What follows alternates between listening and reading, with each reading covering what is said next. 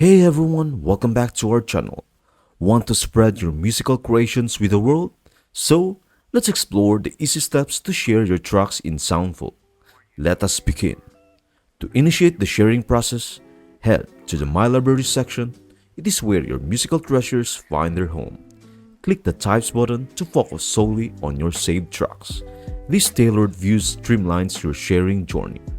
Once you have selected the track you are eager to share, simply click the Share button adjacent to the Get button. This unlocks your sharing potential. A pop-up window emerges, revealing a spectrum of sharing options, from posting on social media to copying the track link or sharing via email. Soundful offers versatile choices. You can opt to share your track on platforms like Facebook, Twitter, or WhatsApp, or easily copy the track's link for various sharing scenarios. If you have a specific recipient in mind, just input their email address for direct delivery. And there you have it.